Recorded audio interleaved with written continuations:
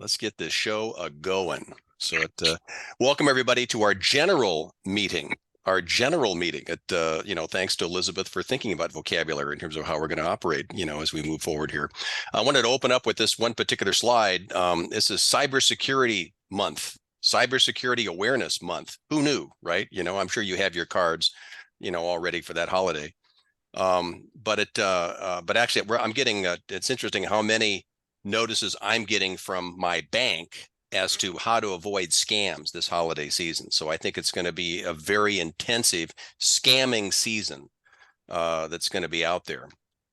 And so two things that were just blatantly put out here this morning. We're making sure you're not buying anything so a social media ad, right? That you're trusting the websites and the companies for whom you're buying stuff from. And then, of course, just, with respect to imposter scams, this is and again, with the advent of AI, we're getting more and more likely, it's people could call up on the phone and they could sound like a family member, and asking for money, asking for support. So this is something that, unfortunately, we're going to have to be especially conscious of. Kelly, can I just add something to that? Please. Gary and I were contacted by what we thought was Spectrum yesterday. And they had all the right stuff. They had the music in the background. They had, it seemed like it was legit. And the more we got into it, we realized that it was a scam. Wow. But it's, somebody posing as Spectrum is starting to contact people. And when Gary contacted the fraud person, he said, or the billing person, she said this is the second one they'd had that day. Very interesting. Yeah. So be careful. Okay, so for today, we've got our general activities that we'll go through. Our November gardening to-dos from Oregon State. We'll talk everybody about the board elections. That profound competitive election cycle that we always have here annually. We'll go through a number of announcements, and then Sarah Beck is the executive director of Pacific Horticulture Society. And she'll be joining us. Those of us that attended the Olympia State Convention heard from some representatives of the Pacific Horticulture Society, and I was very impressed and eager to have her share more to all of us. So it's going to be a lively and important program as we get into today. So November is also, Native American Heritage Month. And we have that to keep in mind. We've got a lot of stuff going on, as Erin's going to be talking to us just briefly and soon here. Our new website went live on the 11th. We have a board meeting tonight on the 14th, tonight at 6 p.m. We have study group the Midge will be hosting next Monday, the 20th, and the holiday plant workshop at the Dog Barn coming up on near the end of the month after the Thanksgiving weekend.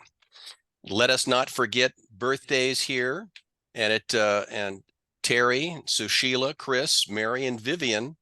Happy birthday, Terry. You got big plans, Terry? I'm going to a friend's baby shower.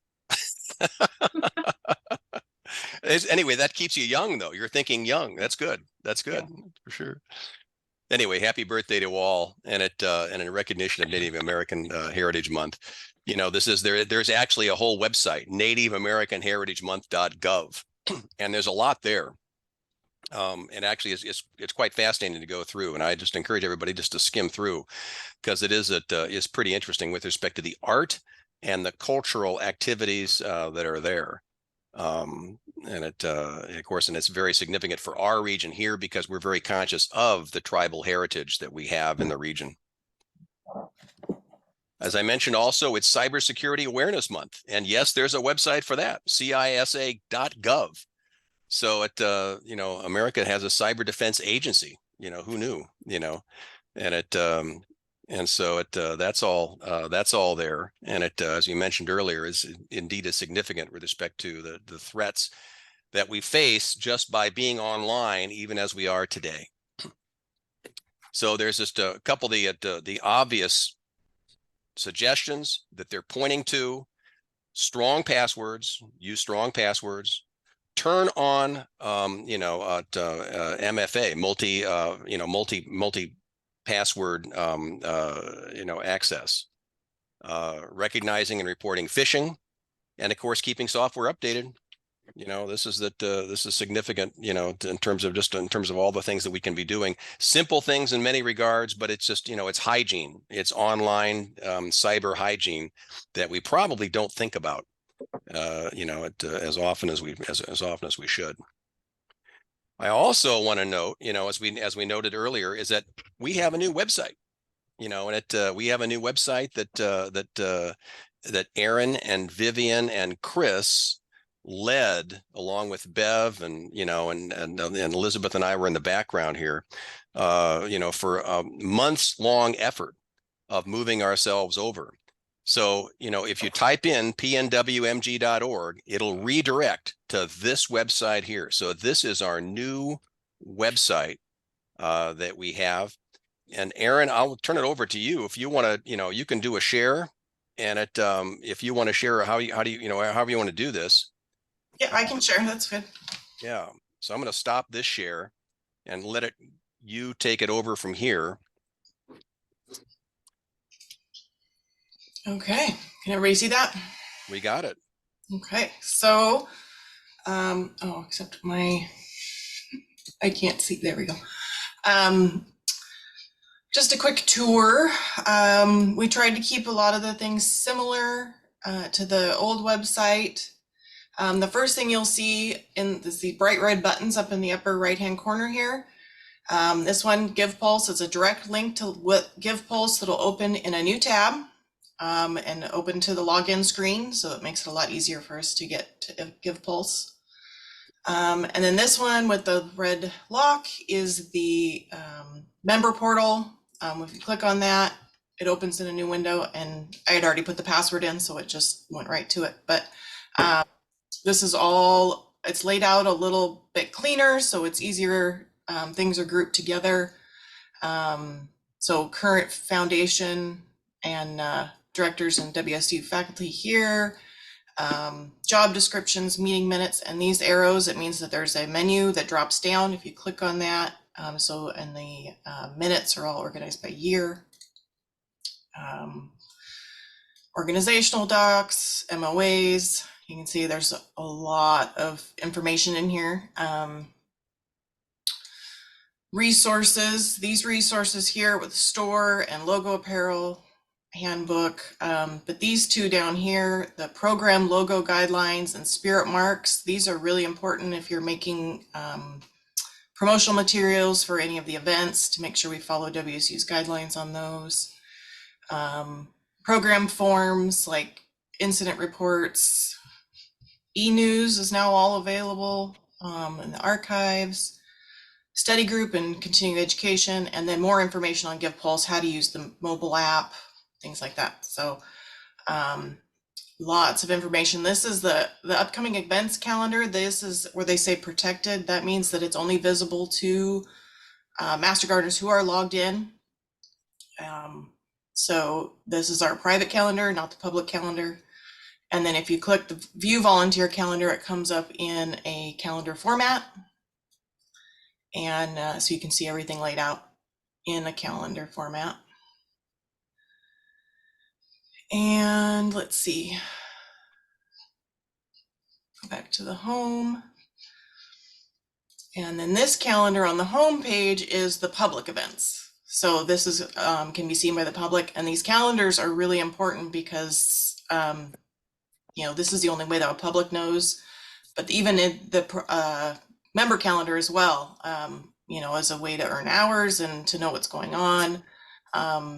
So make sure if you are organizing events like the study group or regional events, make sure that you submit them to Chris or Vivian, or actually to both. Submit them to both of them so they can get those on one or both calendars as appropriate. So let's see. Most general information for the public on the homepage. ongoing events, year-round activities, and a contact for so people, public can contact. And then the main menu is here, who we are, more about us, and the program, and the other county foundations and programs here, what we do, all the things that we do, home and garden show, garden tour, our demo gardens and beds. You know, these are all here, and then resources. Right now, the only thing in here is the glossary. There'll probably be more as we go. We just wanted to get the core structure of the website put together to get the most use out of it, and then we'll move things over and as time goes on too. So that's kind of a basic overview of the website. Does anybody have any questions? I want to give a little shout out here to Terry. Terry, if you know, you see your little logo. Your logo, you know, has made it a prominent, you know, mark for for us. So congratulations on that. It looks pretty cool. It's already gotten some comments, I believe, from other folks that have looked at it. Aaron, a follow-up question, you know, is it, you know, how are search engines, how are they going to find us? You know, if they, are the search engines directing if we look for Grays Harbor Master Gardeners or Master Gardeners, Pacific County, you know, where would I look? It should, because the basic information hasn't changed as far as we use the same URL. You can also get to it from PNWMG.mastergardenerfoundation.org.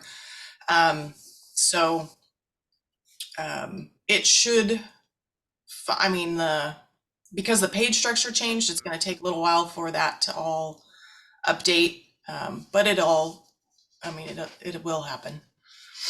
Okay. So we think, again, I'm thinking about from the public per se, you know, is it to making sure the general public will be able to find our way to him? Yeah. And I would think if just, you know, if they're searching Master Gardener, Grace Harbor or something like, you know, Pacific or whatever, it should still pick up the original URL and the original site pages until Google picks up the new one. So they'll still be able to find us and it'll redirect to the new site. So again, the huge advantage of this is that now we have an entire network across the state of people that know the foundations for this website, you know, and that will be able to help us as we maintain the site going forward here. Again, a big shout out to Aaron, Vivian, and Chris, who really led the work in making this migration happen over the past months. So so Brenda and Alina, no problem in terms of getting it, you know, in terms of getting it program support hours, right, for those folks. We've also seen a lot of really neat things that other counties are doing with their websites, and may incorporate some of that in the future.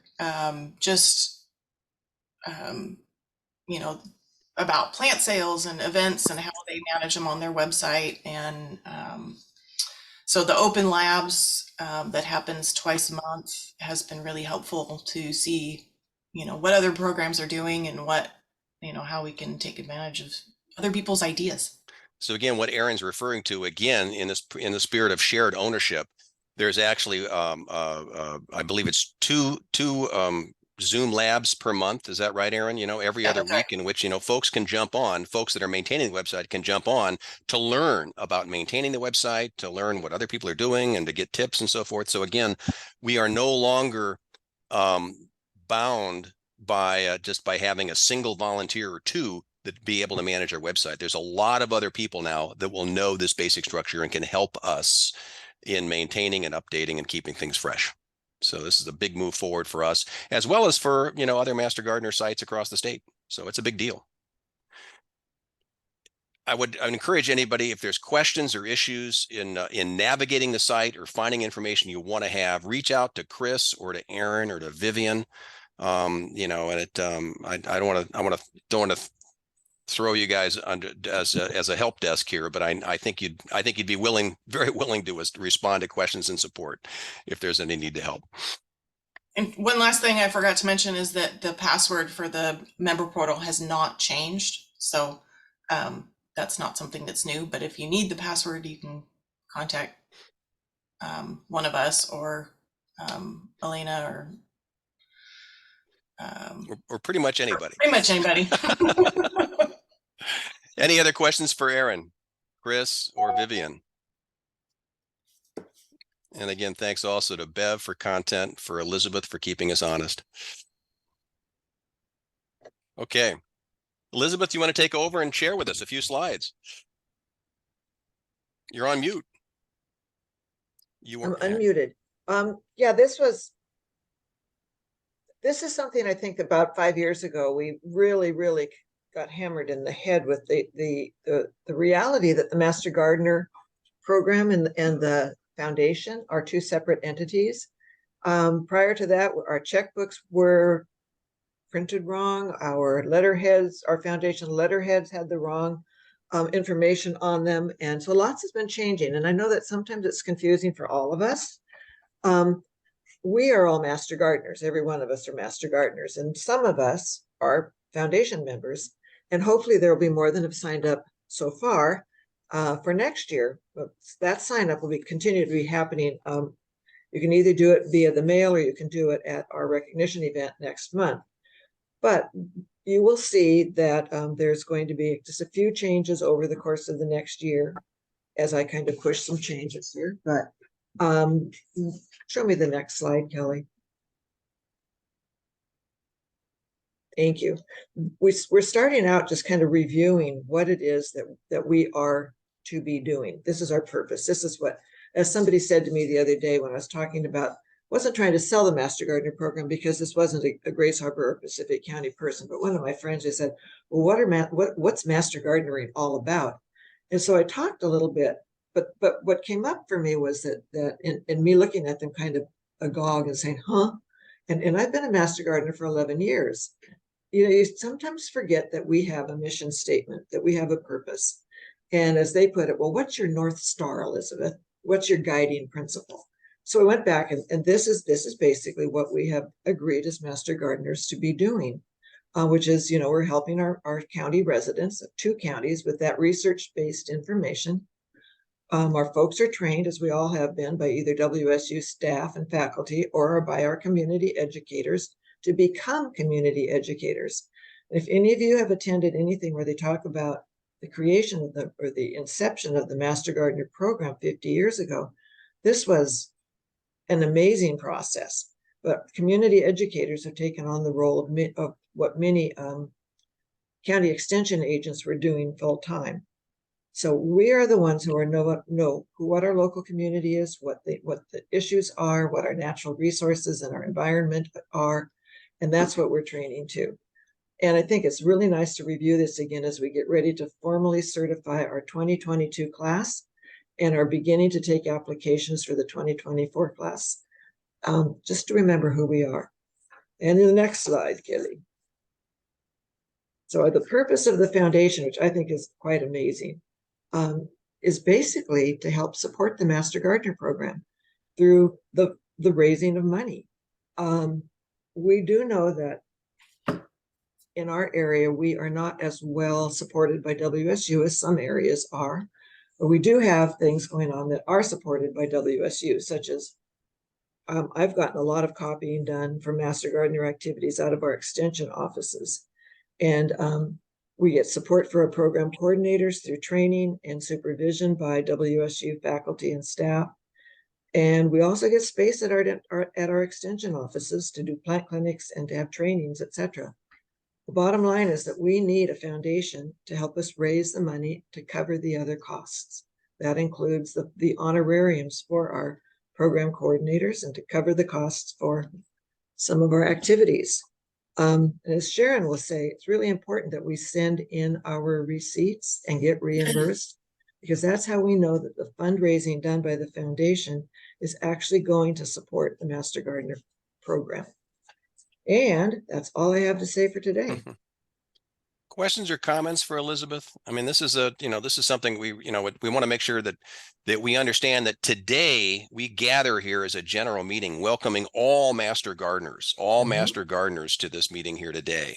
But we do have that, there are differences here between the program that we all signed for, as well as the foundation, which is a Washington State corporation.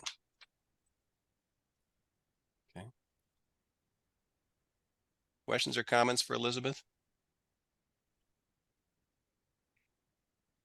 Very good. Good. I don't have to answer any. We'll go on to what November to-dos here. So this is interesting. It's getting to the time at OSU at which at which their garden calendar becomes a little crisper, a little thinner, in terms of all the things you have to be thinking about. And we start seeing big differences, frankly, between Oregon and Washington with respect to what what Oregon recommends with respect to doing at various months here. Hey, they're pushing big time cover crops. And boy, we heard this a lot at the state conference. You don't give up on cover crops. In fact, you recall that Doug Collins last month, encouraged us, don't give up on cover crops here. But gosh, I don't know whether, at today's 39-degree morning here in Pacific County, I don't know if it's a good time to think about planting. I think we might be a little, the ship may have left the port on that one here. But of course, rain gardens, and Val can be the guide here in terms of making sure your rain gardens are up to snuff here. I'm curious, Val, how has the rain garden been holding up over the last week or two of intense rain? Interesting question. I've had a number of people through the garden tour ask, "What are you going to do if it floods?" And a number of people asked the exact question you just asked. And what I found is that my soil is super, super, super fast draining. So I didn't have to build such a big one that I presented at the garden tour. So I did one about a third of the size on the other side of my backyard. Nothing sits. It just goes straight down, even though I have tons of compost in there. So I know that the water off my roof, the stormwater off my roof, is being very nicely filtered. And also the other important thing is that it's slowing the pace of that runoff into our streams and rivers, which we have a lot of in Elma. So yeah, so I'm perfectly pleased. I go out and look every time it's pouring, and sure enough, it's going right down. So the WSU handbook is underestimated, and they have a map by locales in Washington, and giving them the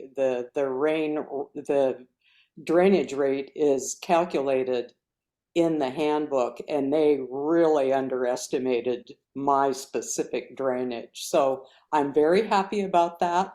The neighbors are happy. They're not going to get any runoff from me. Well, congratulations. Remember, your site, your home was a highlight on the garden tour last summer, and indeed, so, and the education that you provided then by having this rain garden is significant. I'm glad that people are reaching out and asking, Yes, they are, and I'm still overwhelmed by the response. And I also found out that Grace Harbor County has or the Conservation District has also built a rain garden. And they are people that I would really like to get in touch with, and I just haven't had the time to do it. But yeah, so on goes, and I'm really happy that it had such a nice reception. And the Thurston County Conservation District fall celebration up in Olympia featured rain gardens. So I know Thurston, King, and Snohomish are all surrounded by water. And it's been a huge project in those counties, having communities get on board with this process. So yeah, so it's been fun and awesome. Thank you for asking. Other things to be doing in November, it's propagation. And this is again a reminder that come next July, the plant sale we have with respect to the July plant sale needs plants from us. And this is a great time to think about taking interesting plants that we know grow well, and especially the interest in native plants and plants that we can reliably encourage folks to take to work with. This is an opportunity for us now at this time to be gathering some of these at these cuttings. So we want to encourage everybody to jump onto that. Window garden plantings. This is interesting, and obviously an excellent time to plant trees and shrubs. I will admit that I planted trees and shrubs on Sunday in the downpour. And it, so it had no problem at obviously wetting the plants, because I was certainly wet along with it, all that. But it is a great time to get the plants in there and to make sure that those roots, right, are covered by soil so that they, when the cold weather hits, right, that they're not damaged when the frost hits. Garlic time, garlic planting time. Who all has their garlic planted? Who all has their garlic planted in there? Yep, Erin's got her hand up there. Bev, I can't see you, but I know that your garlic's up there because you complained that I was trouncing your bed. so yeah, well, that's it wasn't marked properly, so I wasn't paying attention. Very good. Okay, pest monitoring. Obviously, this is raking and destroy leaves from fruit trees that were diseased. But overall, there's no need, right, to rake and tidy up that yard. Don't destroy that habit. We saw, I passed a family that was vigorously raking their leaves over the weekend, and I almost stopped and wanted to shout at them, but I felt, no, that'd be a crazy old bald man with a beard, and it's for sure. This is that I'd be stereotyping myself here in terms of that. But there's a great opportunity, right, to let that habitat for pollinators and for insects go, as well as just to not have to do it, right? So plenty of opportunity to think about habitat. Okay. Kelly, can I interject for a Please, second? please. Episode 5 of the Evergreen Thumb podcast is all about preparing your garden for winter. Bonnie Orr is a master gardener in Chelan, Douglas County, and she did an amazing job. There is so much information. And she even talks about some of the differences in preparing on the west side versus east side. Differences like for your roses, she says to cut them shorter in the west side and leave them taller in the east side, because we don't get the harsh cold. So there's a lot of information there. Could you put into the chat that, the link for that podcast? Let's make sure that, we're all thinking about the work that Erin is doing at the state level in terms of coordinating a podcast series. So again, more continuing education, and more opportunities to engage. Okay. And finally, in terms of November to-dos, right? This is the time of year at which, if you're leaving your shovels out, they're gonna start rusting, right? And it, boy, I tell you, I've had some, I'm so guilty, right, of having these tools that are covered in rust because I'm not maintaining them properly throughout the year. So this is a great opportunity to clean, maintain that things are taken care of mulching, but avoiding mulch volcanoes. Yes, Terry. A million years ago at one of our Master Gardener meetings, can't remember who, but a guest speaker said that it worked well to have a bucket of sand with oil in it and just stick your tools into the bucket. Yeah. So you don't have to do major cleaning or anything. It just protects them from rust on a constant basis. So one of these days, I'm going to actually do that. It's a very simple technique, right? Get a 5-gallon bucket, at a Home Depot bucket, right? Fill it with sand, pour used motor oil, just dirty oil is fine, into the thing, right? But the sand, the grit of the sand helps knock off dirt and rust, and the oil just lubricates. And so it's just exactly to your point, though, Terry. It's just, one of these days, right? Let's just do what we do, Hi, Erin. Lena, please. Yes, I watched Cowlitz County has these monthly Zoom classes, workshops, whatever, and they had one on preparing your tools for the winter. I think it was Art Fuller, but I'm not sure. Anyway, he said that's a good idea, but he says, how do you dispose of the sand after the fact? He said it becomes a hazardous material. And so he said it's a good idea, but he doesn't have any good answer for what you do with the sand at the end of the winter. So he's saying just, clean them, put oil on them, dry it off, and store them. So that I'd always done that too. And then I thought, oh, I never thought about it. So more work, right? That's right. More work, but at least you don't have to worry about where to dispose of the sand. Well, I would don't you just, need to dispose it? Just keep using it from year to year. And yeah, if you I don't, use even cheap vegetable oil or something, then it's not an environmental hazard. Mhm. I've had the same sand in the bucket with the oil for 10 years, so I don't dispose of it. I think vegetable oil would be less hazardous than motor oil because that I don't know, that just sounds really disgusting after a year. Anyway, good tips. And mind you, it is so imperative. I mean, mind you, these are the kind of recommendations we want to be thinking about when we're talking to the public, right? Because and especially as we start getting into the pruning time here about having dull pruning tools that are diseased and dirty. It's also a good reminder here about tying up limbs relative to ice and relative to, to the treacherous winds that that will certainly be coming if we not already have had them here. So, and a good recommendation here about leaving ornamental grasses up in the winter. Those of you remember Hugh Barrett, just delighted in cutting down his ornamental grasses down to the nub, and I was always shocked at that behavior and chided him, but none too gently about that.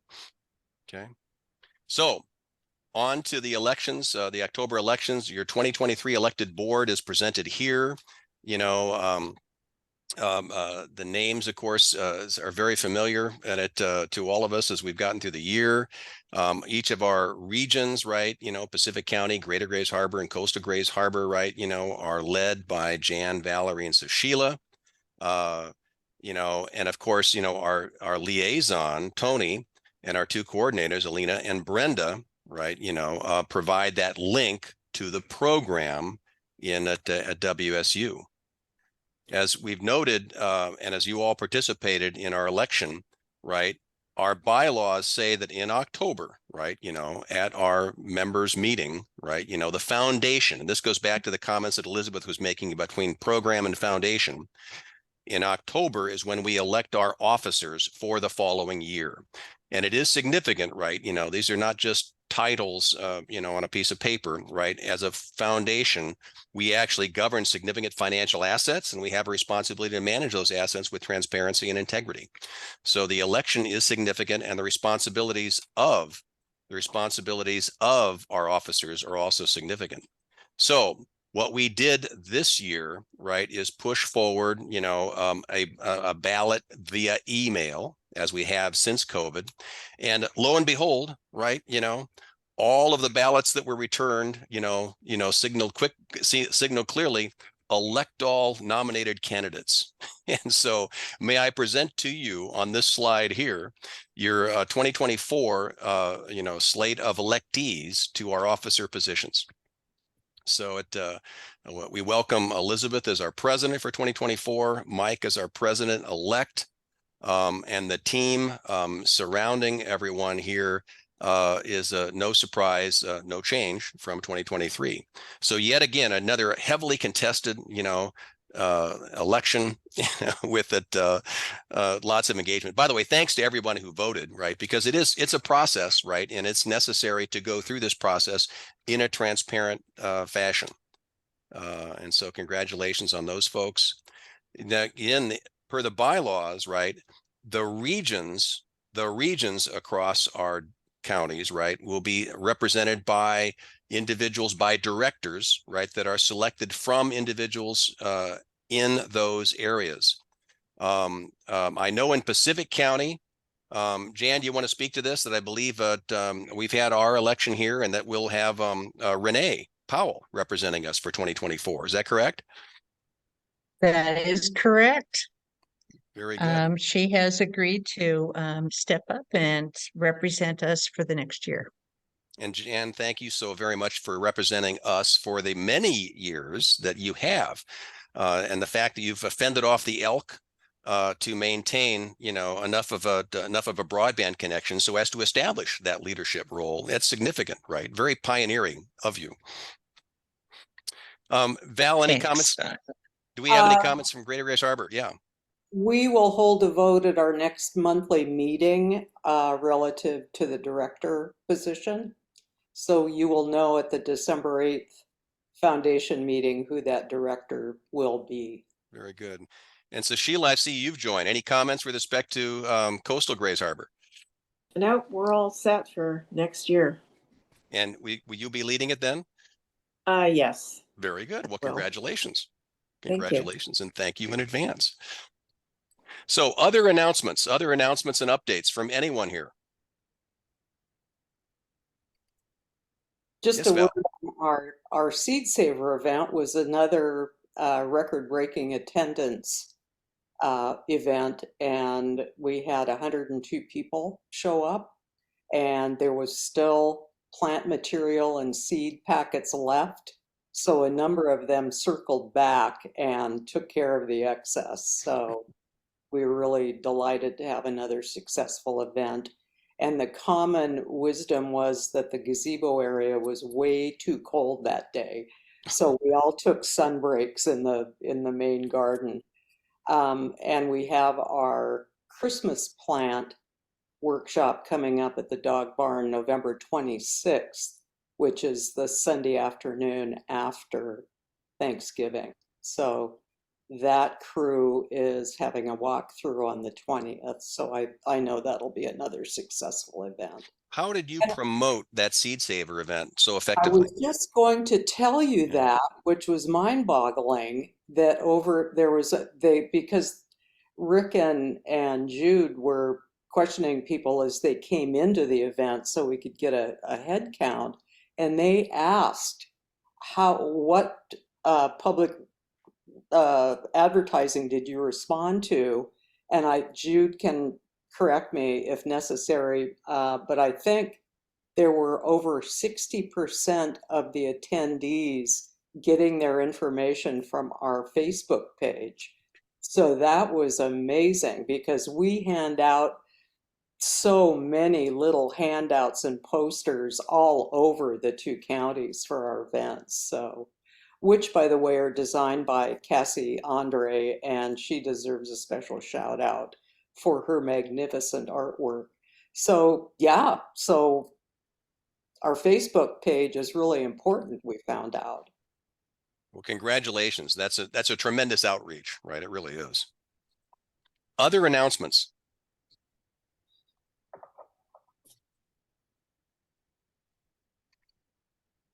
So December is actually going to be, you may think of it as a quiet month, but there's actually a lot going on. We'll be talking about this, of course, as we get closer, but our recognition event will be on Saturday, December 2nd. So again, it's just right after Thanksgiving. So make sure that's on our calendar here for the potluck in Aberdeen at the Log Pavilion. Alina, Brenda, any comments in preparation? Hold on. I'm going to send out email invites to everybody.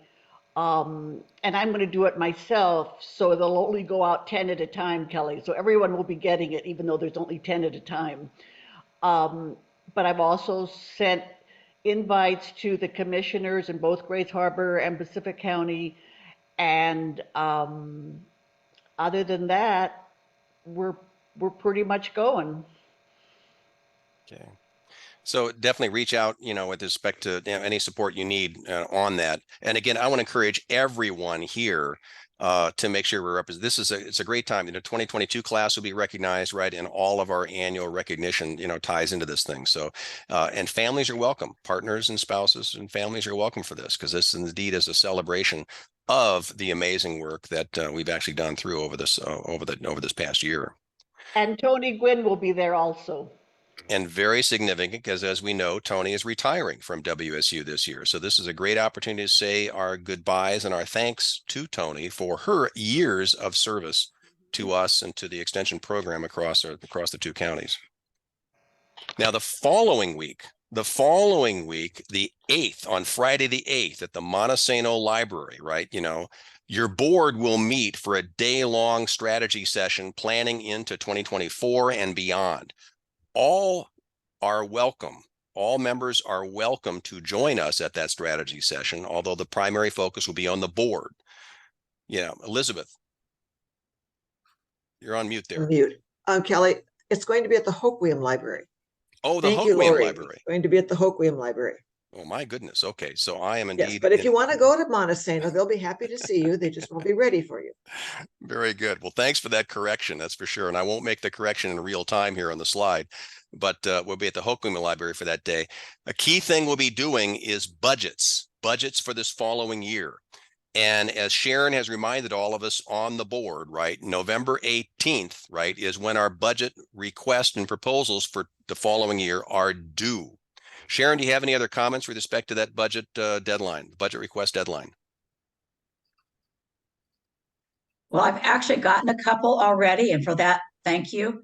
But I just figured need about 2 weeks to get it all put together, and hopefully I'll get a full budget budget proposal out to the board before that meeting, so you have a chance to look it over, and hopefully that'll speed the process up in approving a budget. Very good. So again, this is an opportunity for all of us here to be thinking about budget request and conversing with Sharon, if there's questions and so forth. Val? Can you restate the time of that November 8th meeting, please?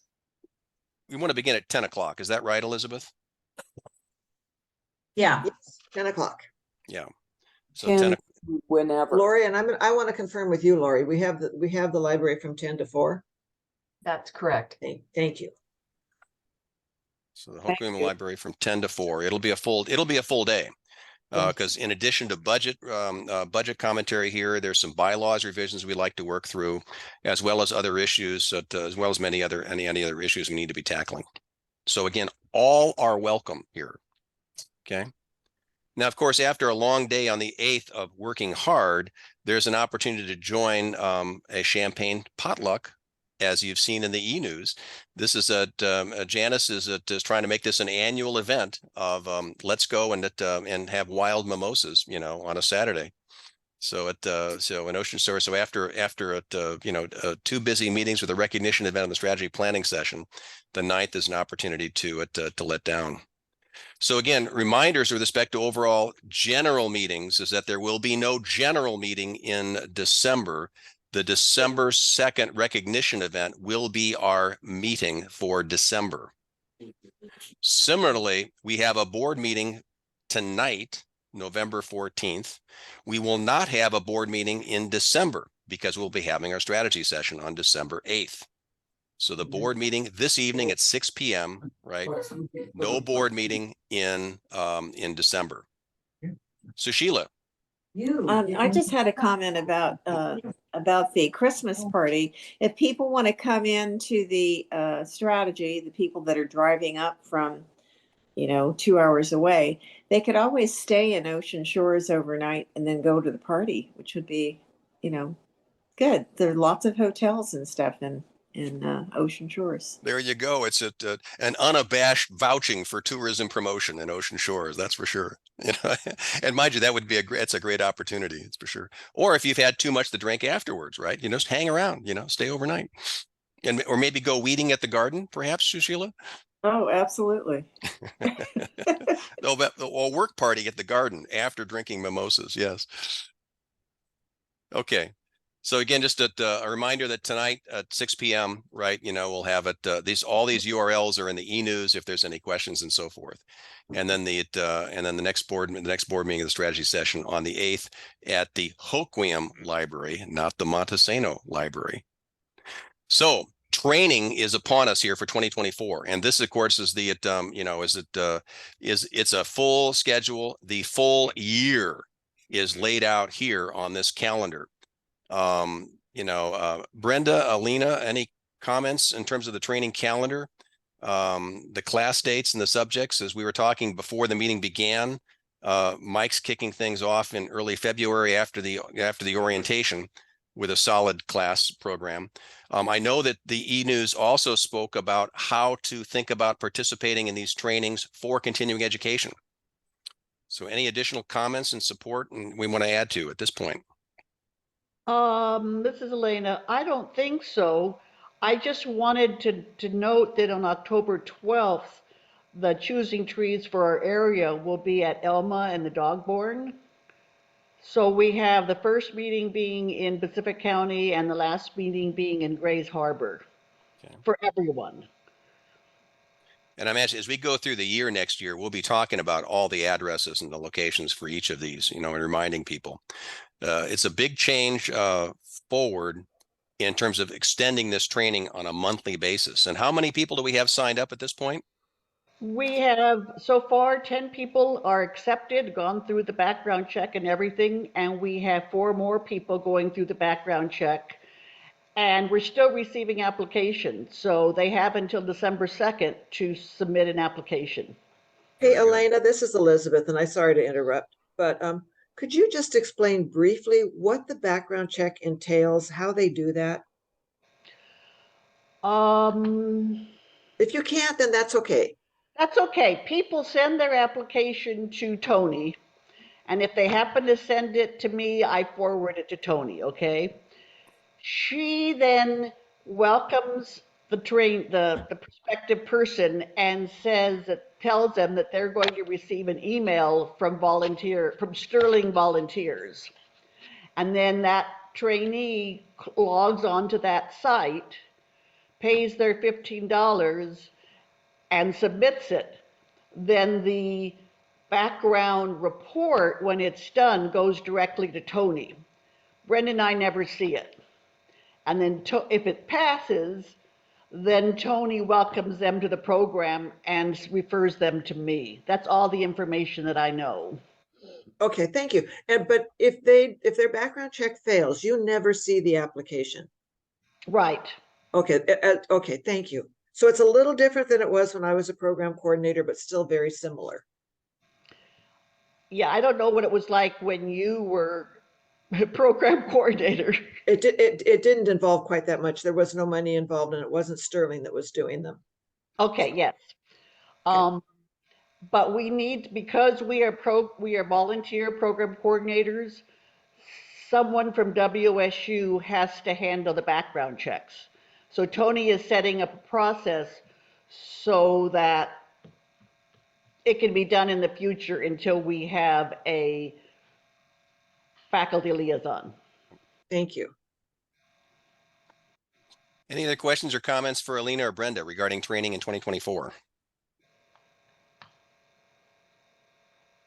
Okay. And Alina and Brenda, any other final comments in terms of getting those last hours in? You know, is there end of year crush to get those hours in? I think Brenda can speak to that. Yes, I think I think Elena's been seeing quite a few hours to verify.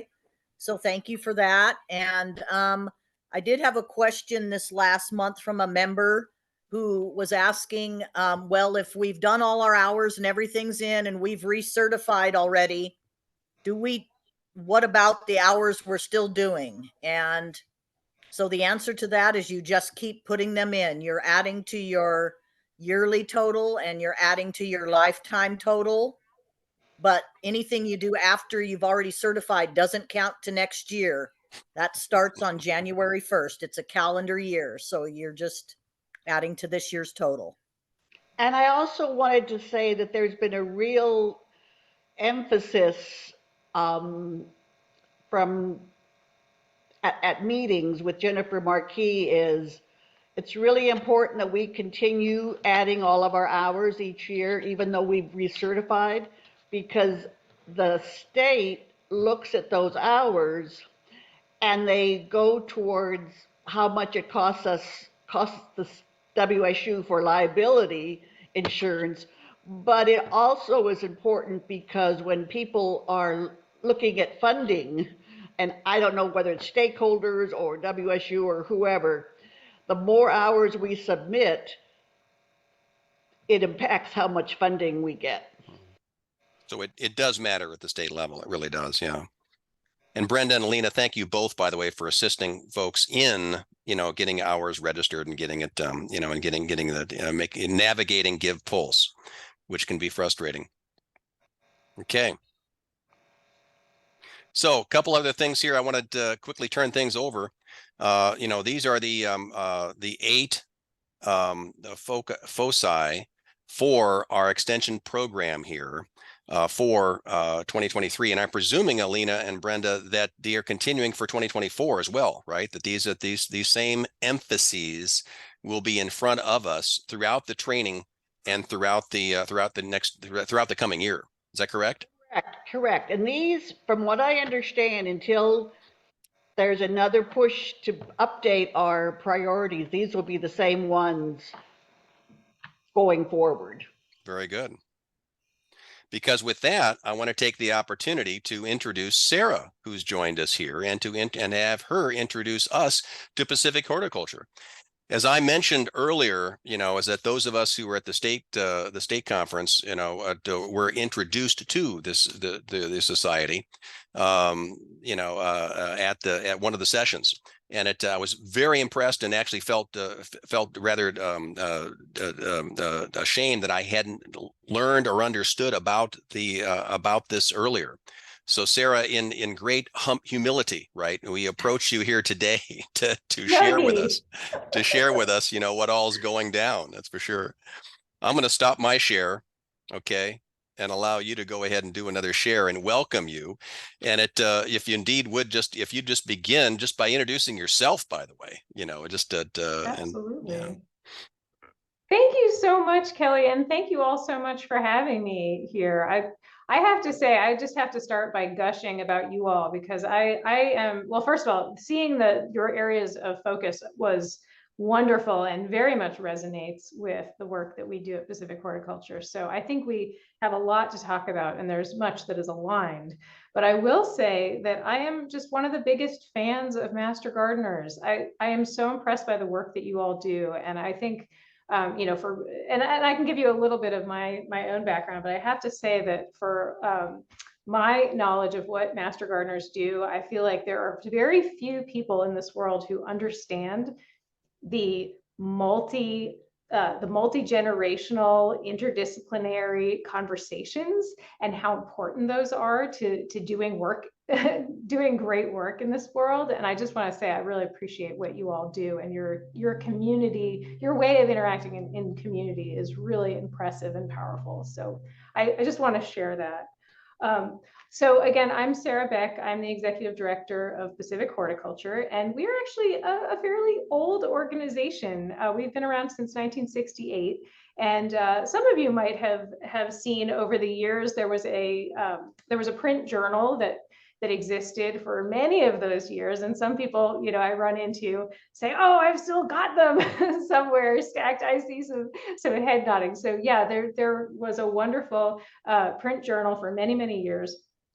We are in some ways a new organization, but we are obviously very strongly built on the foundation of our history and our incredible archives. So we're sitting on a ton of knowledge and expertise, which is really exciting.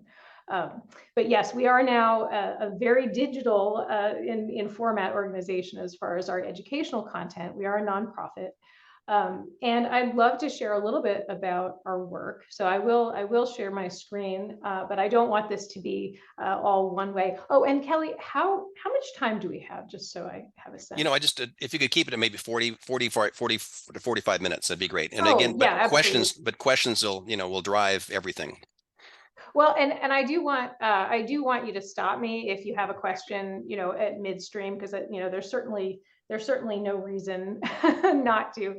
I do want this to be a conversation, and I absolutely, I hope that you don't mind sharing back with me, because I feel like as I share with you some of the things that we have been doing, I very much want to hear what you all are needing where you are. And I have to say, I was looking at the map of your area, and I don't know how big an expanse of the Grays Harbor area is. Are most of you within that region? Well, it's 3,500 square miles, right?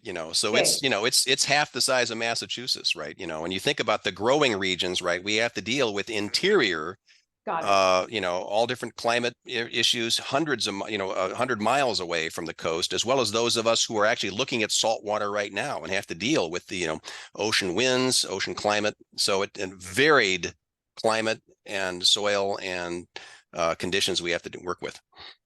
Thank you for that. Yeah, I'm so interested in your area, and I'm sorry I haven't visited there. I can't wait to come up there. I actually live in Santa Cruz, California, and I was actually up in the Pacific Northwest this summer doing some Pacific horticulture business.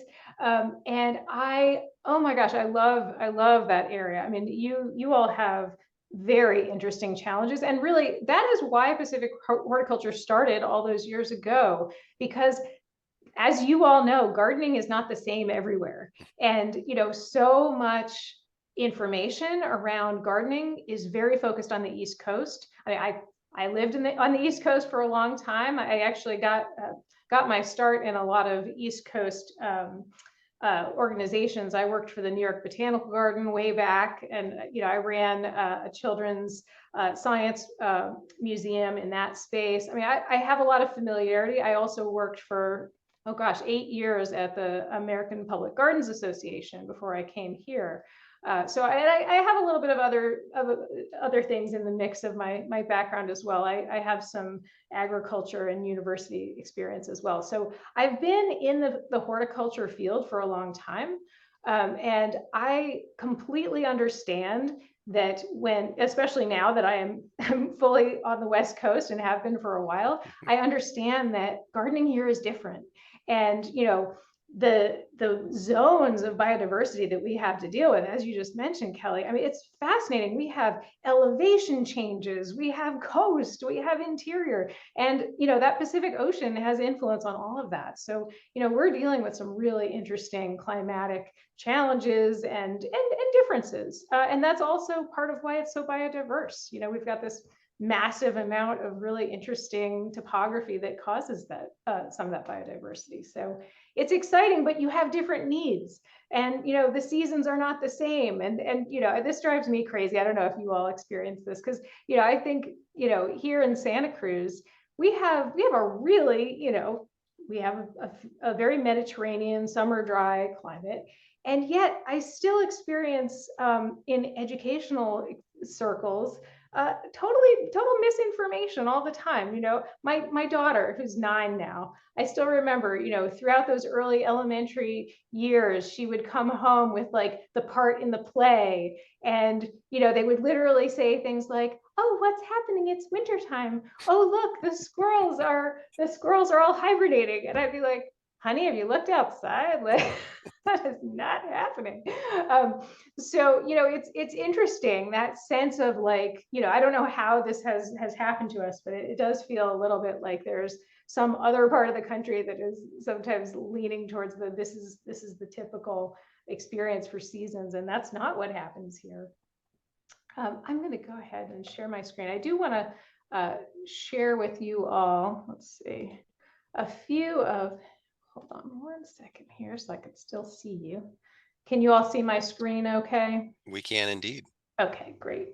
Okay, excellent. Yeah, so I just want to share a little bit about some of the content that the educational content that we are sharing, as well as, actually, if I can get that bar out of the way so you're not having to look at that. So I just wanted to mention, we do have a couple of different areas that we like to support a lot of the folks in our community and our membership. And everything is based on science-backed, optimistic information. We want to make sure that everything we share is trustworthy and it is tested, so that you as gardeners and many of our audiences also, from across the professional industries within horticulture, we want to make sure we're giving you the most up-to-date information. And I think I just love that I was able to see your foci, because this is very much our 7. We have 7 themes that I think really align almost perfectly with that. In fact, I might have to take a look at your logo again, because that is beautiful. I'll just start with a couple of these, and feel free to stop me if you have comments or thoughts or questions. But we spent a lot of time really thinking about what these 7 theme areas would be, so that we can make sure that we're always delivering information that's kind of within these zones. Obviously, growing for biodiversity is a core area for us. We care very much about food webs, and we've done a lot recently on thinking about the research that's going on in the West. You all are probably familiar with Doug Tallamy's work at University of Delaware, and he's a good friend. He's on the East Coast, though, as you've noticed. So what we've really tried to do, and again, honoring his work and really being very interested, obviously, in that food web, that food web piece of things. There are a lot of scientists in the West that we are discovering are really working on this same urban ecology research, a lot of these same areas. So we're really excited to see the information filtering down in an applicable way, and really understanding what is going on here in our region in terms of some of the food web ecology that we need to understand. So we're finding we have great writers. We've got some really interesting topics lately, and we try to deliver that as headline articles every month, podcasts, video. We try to deliver information a number of different ways. So is there a Doug Tallamy of the West that you've identified and you've tagged? There's a number of them, actually. Frédéric Lavoie-Pied, who's one of our authors, just recently started a series, which I think I have mentioned here. It's called Voices of the West, New Science on Life in the Garden. And she's been interviewing a number of scientists. So we've got a series. Actually, one of those new articles is on its way very soon. So it's not really one person, but but yeah, no, and actually I used to live right near Doug Tallamy. I mean, I saw him fairly often when I worked at the American Public Gardens Association, because in the early years I was at the headquarters at Longwood Gardens, which is in Pennsylvania in the Brandywine region, which touches that part of Delaware. My husband actually worked at he was the director of horticulture at Mount Cuba Center, which is a native plant garden there. So we were literally like in his neighborhood, Doug's neighborhood, all the time. So I'm very familiar. I mean, we think, in fact, I even remember way back, there were grad students at Mount Cuba Center who were doing some of those really early pollinator studies, really trying to look at, whether some of the cultivars and the nativars were, causing trouble for insects to get in the double flowers and all of these different, and actually I think Doug is still probably doing some of that research there. So really, really interesting stuff. So obviously growing for biodiversity is important, but also here we are facing many challenges around drought and fire. I know you all mentioned that as well. We have done a lot on this topic. We have started building a drought roadmap for gardeners. We're really interested in continuing to add resources to that and build on that. And when it's interesting, because when you look at drought, it encompasses everything. We can't talk about drought and not talk about soil and design and maintenance. And I absolutely love that when I came on, you all were talking about cleaning your tools. Oh my gosh, we just had a conversation in our content committee about that last week, and everyone was saying, "Oh, this is just so important." And sometimes those basics are just critical, as you all know, like making sure you're taking care of your tools and keeping them sharp. I mean, so many of these elements are just part of our annual year of the work we need to be doing, and so important. But again, the drought and fire resilience. It's interesting too, because there's a lot of misinformation out there. And I think especially when it comes to fire, there's a lot of disagreement, and it's really important to get the ecology right on this. And also just to understand what the current thinking is. Because I've been watching, the conversations about fire change a lot. And I don't know if you all have experienced this, but I feel like there has been at times, and understandably so, because we've got lots of concerns about people and infrastructure. But very often what happens is we start talking about fire and the recommendations start turning into like a vast swath of concrete. It's sort of all about like, oh, let's make room for large trucks, and let's just like increase the amount of pavement everywhere.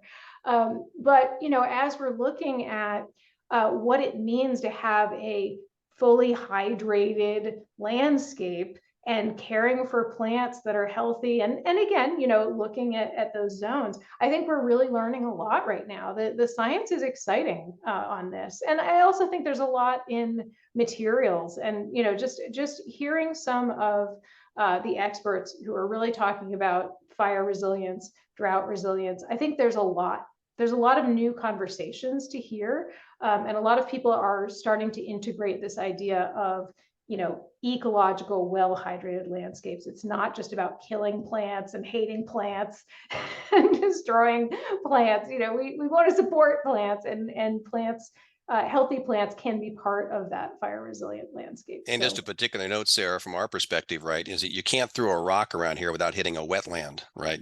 Or, you're so much of our properties abut salmon rearing streams and so forth. And so the idea of defensible space and wetland management, right? So the idea of the ecosystem, has to be considered relative to drought, and defensible spaces. So these are real property ownership and property management issues that we confront regularly. Oh, yeah, no, thank you for mentioning that. That's such a great point. And I think it's really important for us to, have these conversations and, invite the dialogue, because, I think, not so much just to fight misinformation, but to really have this broader perspective, because I think it gets easy to get a little too narrow with some of these conversations. But really, really important to all of us. I mean,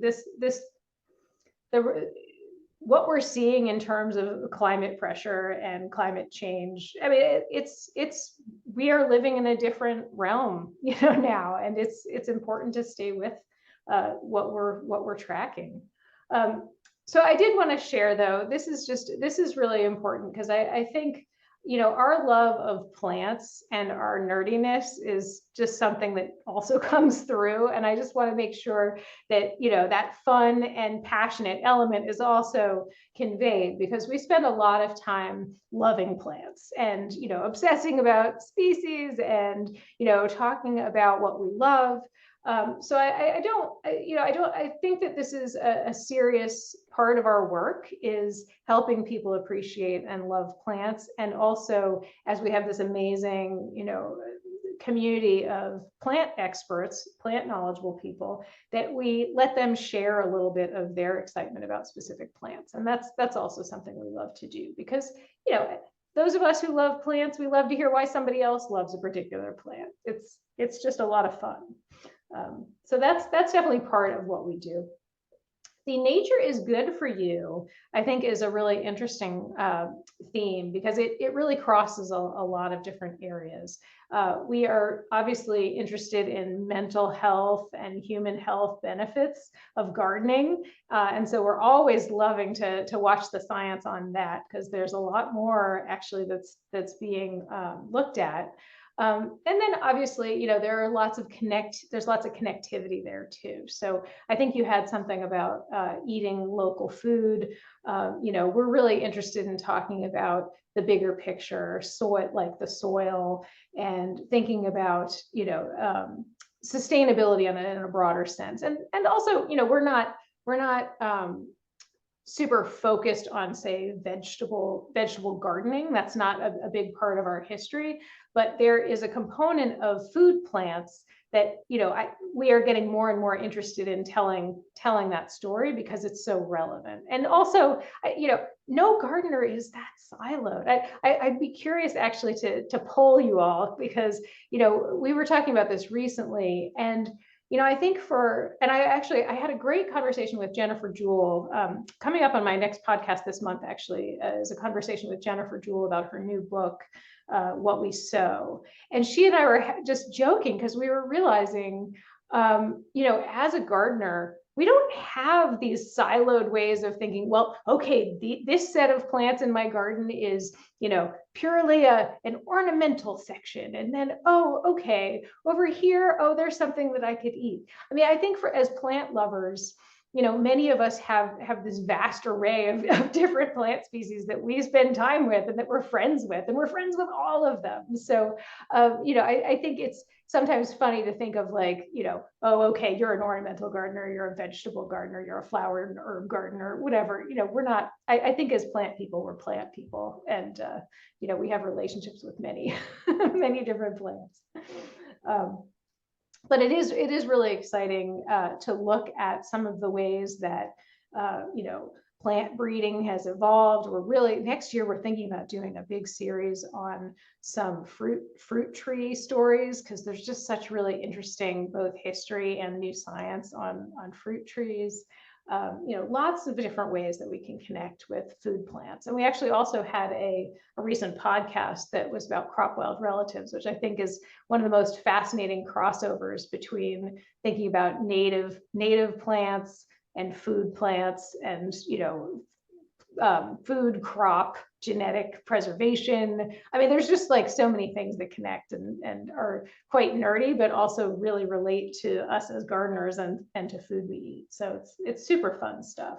But the nature is good for you theme is really interesting, because we get really into this idea of human health and making sure that as we're planning gardens, that we're really supporting the people, the humans. I mean, we know that all of our Pacific regions are becoming more and more urban. And as we look at population shift, that's just going to continue even more.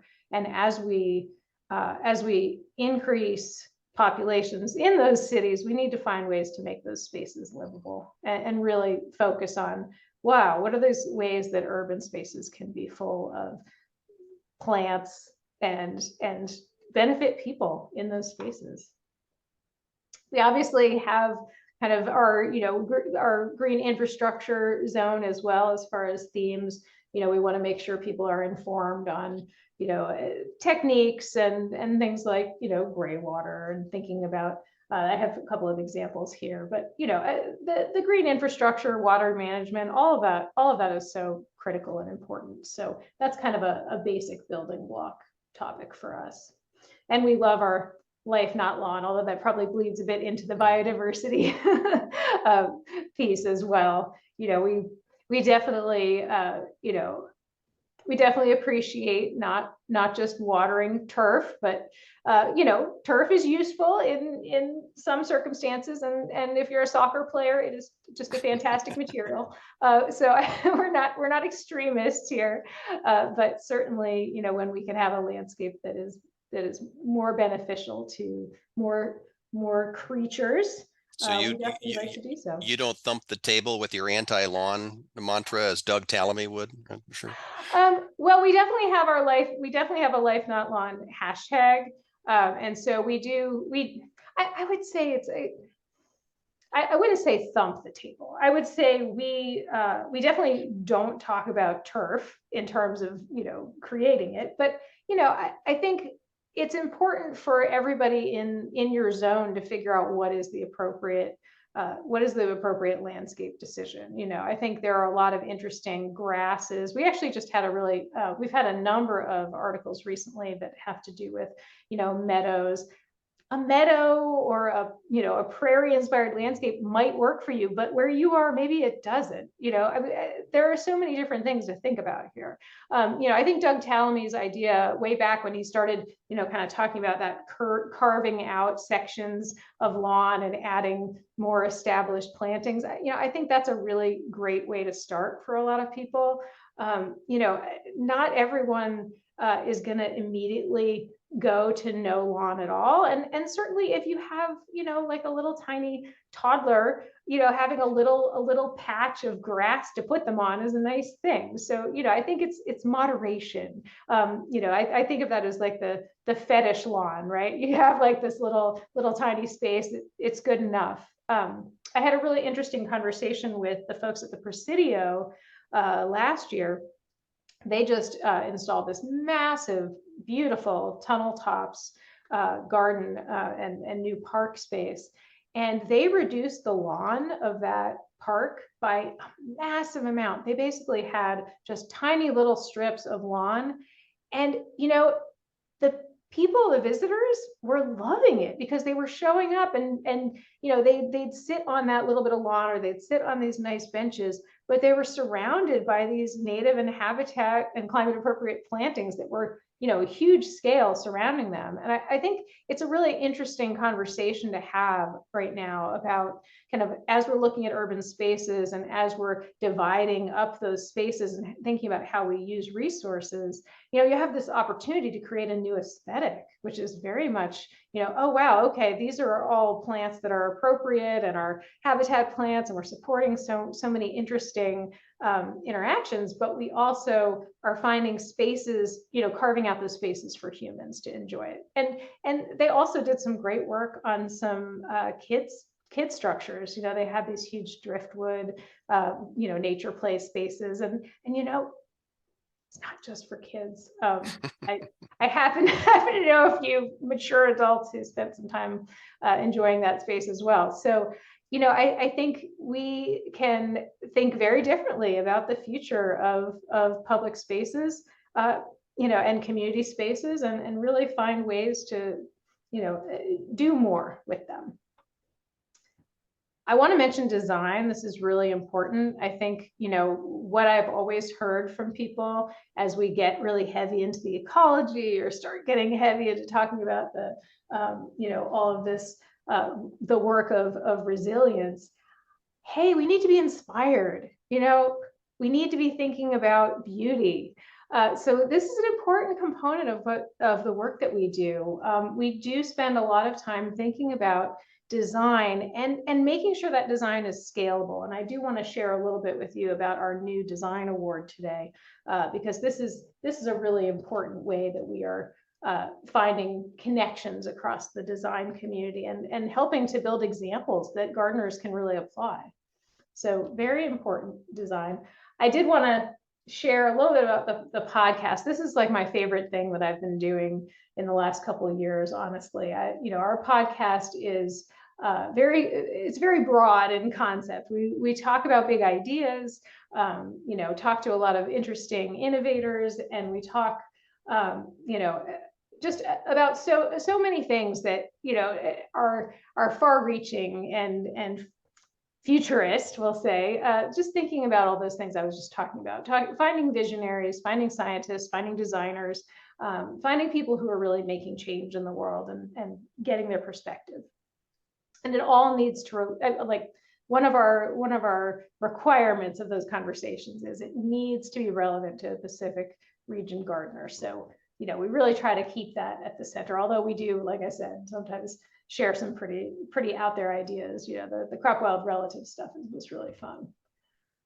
So just getting back to some of our major work, I mean, we very much believe in creating a community of people who are a blend of these multidisciplinary gardeners and scientists and nursery folks and all the different people who are really interested in horticulture in the Pacific region. And we really want to make a space for all of you so that you can find, you know, reliable information, as well as connect within that network and you know that network is, yeah, I think often, you know, we experience things on the internet, and I get told this all the time. You know, people go on to various forums and somebody's giving advice, and it turns out that person is in another country, and that's not that relevant piece of advice. So we really want to make sure that information is accurate and relevant to our region.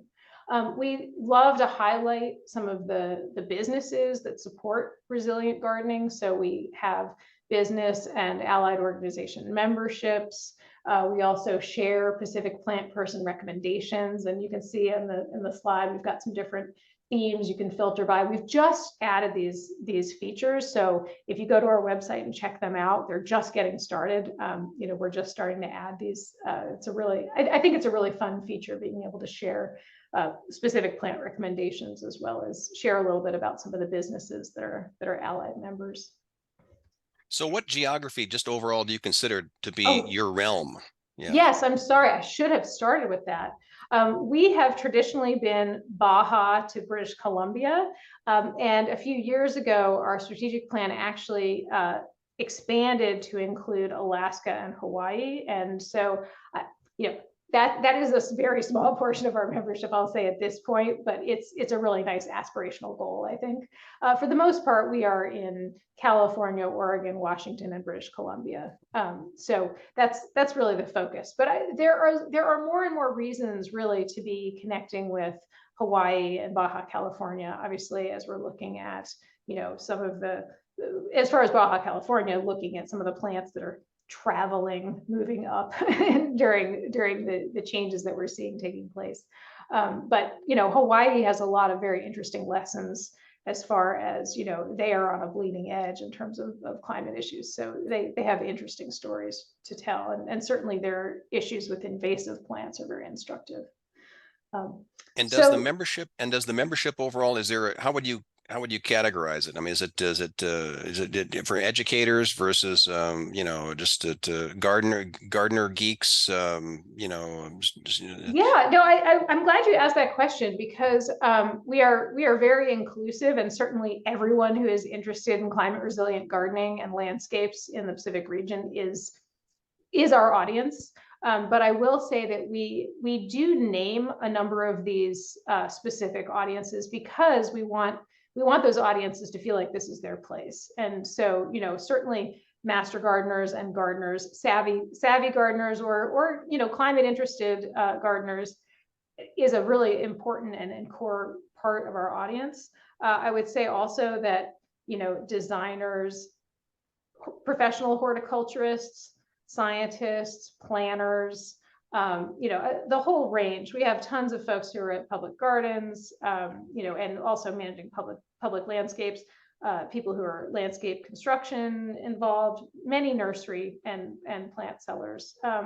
So, you know, I think the reason that it's important to mention all of those audiences is because, as I said, I think it's important for us to feel like we have a place to convene these broader conversations. And I think when things get too one-sided and you don't have, you know, for instance, when you don't have someone who's talking about trialing plants. I know we talk a lot about specific native plants where we're saying, oh, this is, you know, we think this or that native plant is going to be really important to use. Having that ability to then have that conversation with someone who is in a nursery setting, who is trialing that plant and propagating that plant and seeing if it's possible to propagate at scale. I mean, some of these conversations just can only happen when you have the magic of that interdisciplinary group. So, you know, we're really consciously trying to build that audience as a group. Oh gosh, I need to wrap this up so that I can hear from you all. I did want to just mention that this was our inaugural year for our new design award, which was super exciting. We had a massive response from professional designers all throughout the Pacific region.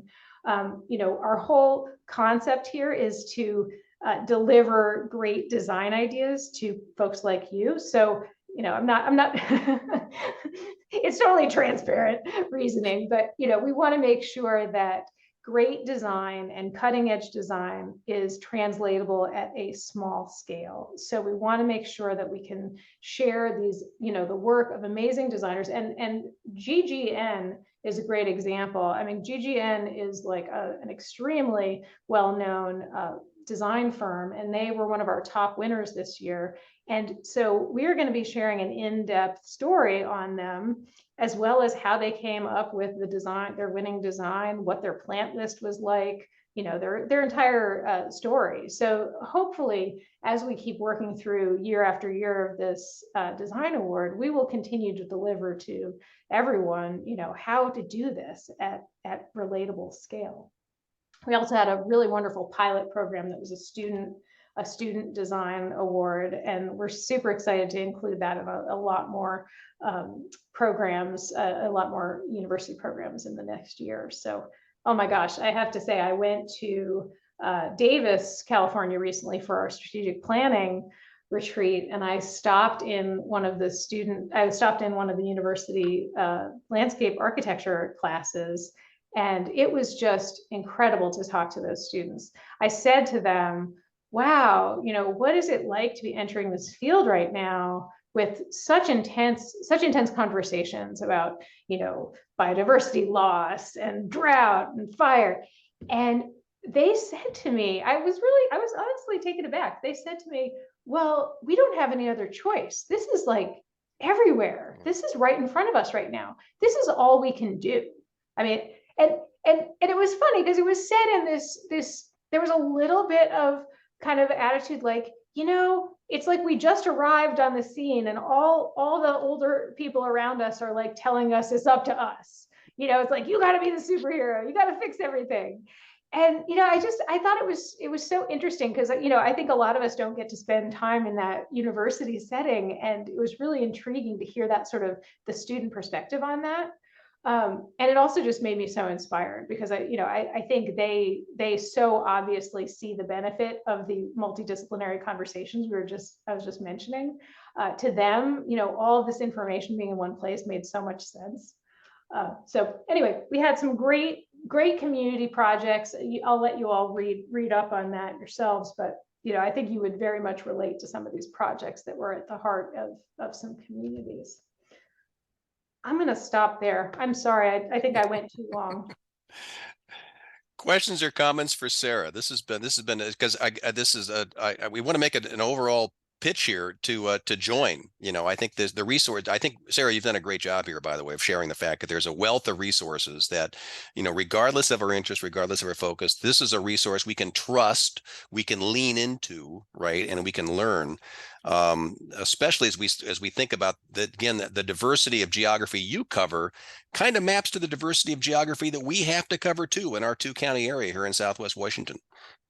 Questions or comments for Sarah? Oh, and I'm going to go ahead and give you all a gift too. This QR code is good for a free year of membership. I'm just going to go ahead and give you that. We hope you'll continue beyond that year. But, I also want to welcome you to be engaged with us. I mean, there are many ways to be involved. There are many ways to, participate as a volunteer. We've got lots of opportunities to weigh in and to share. So please feel like this is an open door invitation, and not that I'm trying to recruit you away from the great work you're doing now. I know you do enough volunteer work, but again, just so that this is a very open door community, and our various committees are always open for input. And as well as just, we love hearing feedback. If you see something that you're interested in or you'd like to see more of something, we'd love to hear from you. Questions, comments for Sarah? Jump in.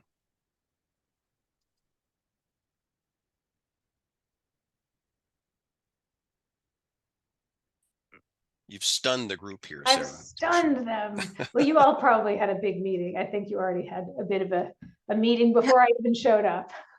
I have a question. Yes. Of all of these areas that you're talking about today, what interests you the most and why? Ooh, like me personally? You personally. Oh, wow. What keeps you going in this?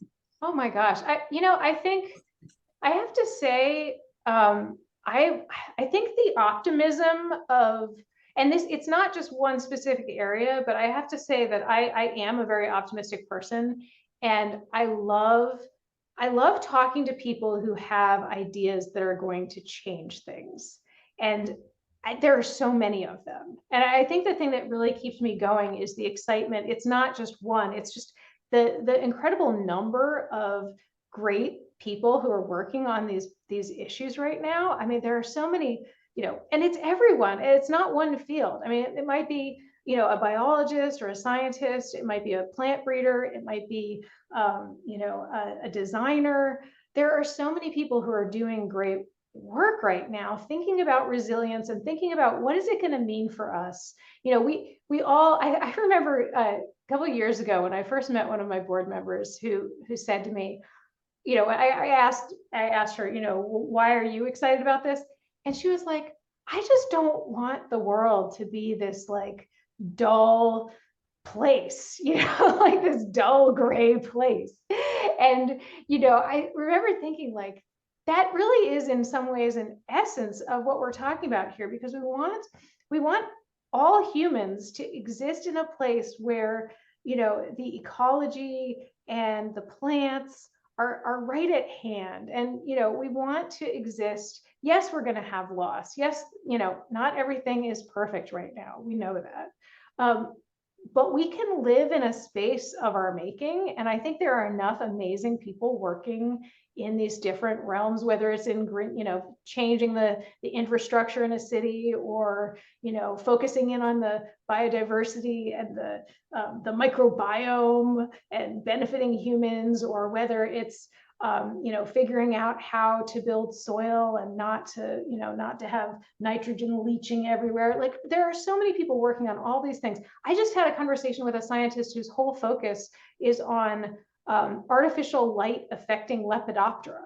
I mean, what a crazy cool job to like go out in the middle of the night and see if moths are being impacted by artificial light, and figure out how to, like, oh, if we just turn the lights down, just turn them down to the path, then, you know, we can preserve these important pollinators, and we can have this, you know, insect biodiversity we care about. You know, it's just, there's so much to be inspired by. I hope I answered your question. Yes, thank you. Thank you. I appreciate that. Questions, comments for Sarah? And I hope everybody is scanning that QR code as we speak here. And if you have any technical issues, please feel free to reach out. I did want to share my email as well. I want you to feel like I have my door is open and you have access now that we've met. I want to encourage folks, I mean, because the resources that are available, and the newsletter, by the way, is incredibly insightful and compelling. So this is a membership worth engaging in. And please let me know what you need most. I mean, you know, we are, as I mentioned, you know, we have some really interesting volunteer groups that work to, you know, we have a content committee that is, you know, partially board members, partially industry representatives. We've got a really interesting, you know, knowledge base that we work from, and we're always looking for new ideas. And we very much love to hear, you know, if there is a challenge that you're seeing and you want to find out more, or you want us to investigate something, you know, we love that. We're so aligned in terms of our interests. You know, I think you all are really a great, you know, ear to the ground in terms of what's going on in the world that you need. You know, and it's incredibly, again, now is the time when we start thinking about climate change. WSU has embraced the fact that, you know, that there is plant migration happening here, as you know, from different areas.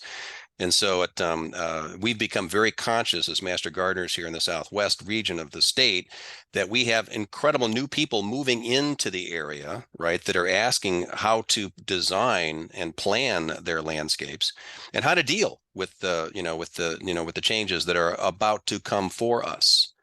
So I appreciate the fact that there's that you can be a reference here that helps for the entire if you will, this whole Western geography. We all have to be thoughtful about. Absolutely. I believe I need to send you all a little redwood seedling to try out up there. I noticed that there's been quite a few trials being talked about in Washington now. Kind of crazy, right? Did you ever think that we could have the redwood forest of Grays Harbor County? There you go. I mean, it certainly could happen. Interesting changes are definitely taking place, but being ahead of that information is really useful. So again, we have Sarah's email here on the website. I certainly can put in touch with her. You want to go back to that QR code just one more time, Sarah, just to make sure that you've got that. So folks, take a screenshot of that, capture that QR code, you know, get the membership here. Again, it's just another resource that'll help, you know, provide a different dimension to the learning and the studies that we all need to be engaged with. And as Sarah, as you've noted and you've underscored, we've got to stay up on things. Things aren't changing. You know, this is the gardening of generations past is not the gardening of today and the gardening of the future. In fact, you have your garden futurist theme, right, is so very appropriate, right, that we have to be thinking about. Other questions? I have Kelly. Please, Karen. You were talking about redwoods. My mother and I brought burls back, 25 years ago or so. And my brother grew a redwood tree in Sumner. And then when he moved down here to the East Satsip, he planted it there, and it's still growing as far as I know. That's So fascinating. you can grow redwoods here. Yeah, no, I don't doubt it at all. I mean, that is fascinating. I mean, I imagine, and I have a totally untested scientific theory about this. But I've talked to people in different coastal spots, and I've gotten the impression that there may be, how sometimes people talk about like sister cities. I have this fantasy someday of us figuring out like what all the sister cities of the Pacific region would be. Because I imagine, maybe your town and my town have some really close climatic similarities that we could, match up and kind of test this theory. I also, I think there are parts of British Columbia that are probably really similar to the central coast of California. I mean, we have probably more in common with each other, even at the amazing distance that we are from each other, than we do with most of the rest of the country. Really, really fascinating. Other questions, comments here for Yeah, Sarah? well, not necessarily a question about her, but I've lived here since I was born here in Aberdeen and grew up here. And it's the last time the Chehalis River, which is the second largest river in the state of Washington, froze over was in 1962. We haven't had any freezing since then. And redwoods are been grown here, and even up in the Olympic Mountains, there's a lodge there that they planted redwoods in 1934 or something like that. That was when FDR came and to see what he created there. And those trees are huge. They're over 250 feet tall and 6 feet in diameter, the bottom. And we got redwoods, and giant sequoias grow very well here, except for people get scared and cut them down. And there's a lot of eucalyptus, there's palm trees. People even are growing jelly palms, butas, that are starting to handle this climate. We have horticulturists well known throughout the United States, Dan Hinckley, who is growing them that they're on his place they're actually pretty tall. Oh, for sure. I actually had a great conversation just last week with Dan Hinckley. He's going to be, I can give you a little bit of inside before it releases news.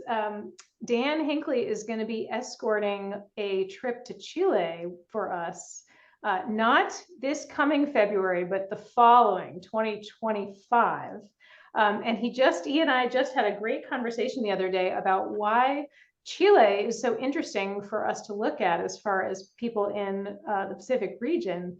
And he talked a lot about the plants that we know. And there are so many plants that you may not even realize are originally from Chile.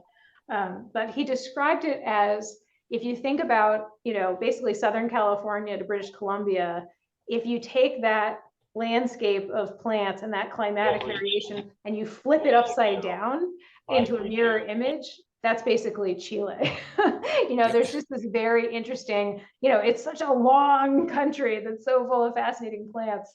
And he has just such wonderful enthusiasm for plant exploration. So you can look for that. That's going to come out, I think, next week. You'll get to see that.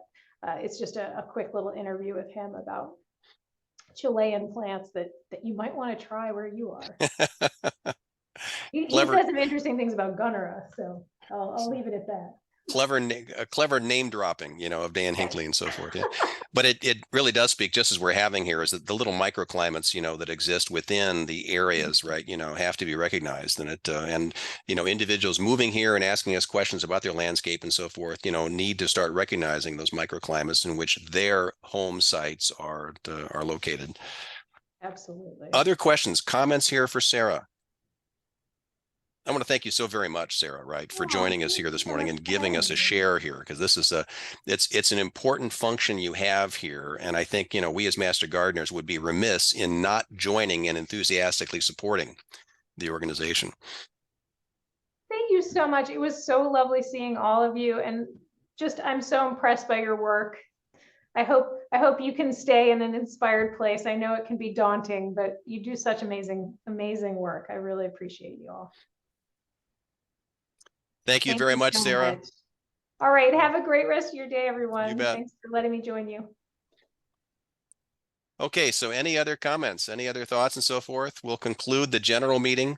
Reminder that we have a board meeting tonight at 6 p.m., right? The link was earlier shared, and of course it's in e-news as well. And of course, getting ready then for, for the gardening events coming up later this month, including study group next week, to which I understand we'll be celebrating Val's birthday as well on the 20th of November. So yeah, so study group will be a key celebration of Val's at, will you be 27, 28 this year, Val? Is that right? 25. Okay, 24. Very good. Very good. Hey, thanks all for joining, and we'll conclude today's meeting and move forward. We'll see many of you tonight at the board meeting. Okay. Thanks all. Thanks, Kelly.